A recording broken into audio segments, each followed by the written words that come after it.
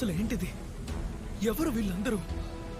నా చెయ్యి కంగారు పడకూడదు, ప్రశాంతంగా ఉండాలి. తమ్ము, మియో, షికి, ఎవరికైనా వినిపిస్తుందా? సమాధానం చెప్పండి. వాడేదో ఆలోచిస్తున్నాడు. ఆలోచించే అవకాశం ఇవ్వను. ఈ బ్యారియర్స్ కాయో తన దాడి నుంచి తప్పించుకోనివ్వట్లేదు. దేవతలు నేను ఎందుకు పంపించారో నాకు ఇప్పుడు అర్థమవుతోంది. ఇది యుద్ధభూమి కదా, ఇక మనం మొదలు పెడదామా? యుద్ధ భూమా అంటే ఏంటి? అక్కడున్నది సైన్యమా? డీమన్స్ కి హ్యూమన్స్ కి మధ్య యుద్ధం జరగబోతోందా? అంటే నేను యుద్ధంలో ఇరుక్కుపోయానా? పర్వాలేదు, రాపిడ్ ఫైర్ బ్రెడ్స్!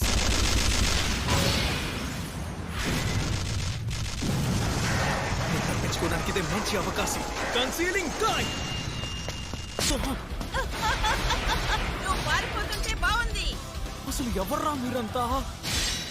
మాయమైపోయింది. నా భార్య ఎక్కడ ఆపలేకపోయింది. ఇప్పుడు నేనేం చేయాలి? ఇదెలా ఉంది? చాలా బాగుంది కదా. మాటలతో చెప్తే వీళ్ళు వినేలా లేరు.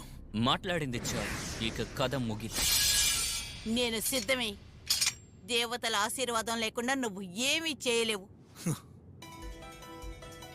నాకు ఆ దేవతకి ఎటువంటి సంబంధం లేదంటే మీరు నమ్మట్లేదు కదా.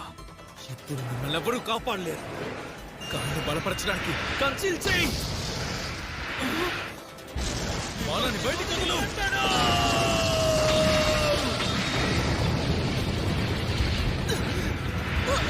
ఇన్వెస్టిగేటివ్ కానీ ఇంకా బలపరచు. వాళ్ళు అక్కడే ఉన్నారు. డ్వార్ఫ్స్ నా కోసమే వచ్చి నేను తయారు చేశారు. దీన్ని ఇంత త్వరగా ఉపయోగించాల్సిన అవసరం వస్తుందనుకోలేదు. ఇప్పుడు ఈ బాణం నేను పెట్టిన గురి తప్పదు.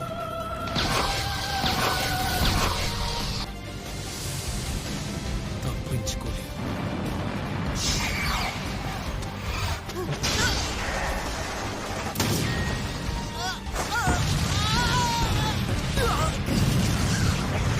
శక్తి ఎక్కడి నుంచి వస్తుంది? హఠాత్తుగా తనలో ఇంత బలశాలి అయ్యాడు. ఎందుకు అవకాశమే లేదు? ఒకవేళ తనని దేవతలు శపించారా? అందువల్లే తనకి ఇన్ని శక్తులున్నాయా ఏంటి? ఆ అగ్ని తర్వాత ఇప్పుడు నీటిని కూడా ఉపయోగిస్తున్నాడు. కానీ నన్ను ఎదిరించి నీరు ఏమీ చెయ్యలేదు. ఒకే రకమైన రెండు శక్తులు ఢీకుంటే ఇలాగే జరుగుతుందా? నీటితో తనకున్న బంధు నాకున్న దానికంటే బలంగా ఉంది. నీళ్ళలో గడ్డగట్టుకుపోండి.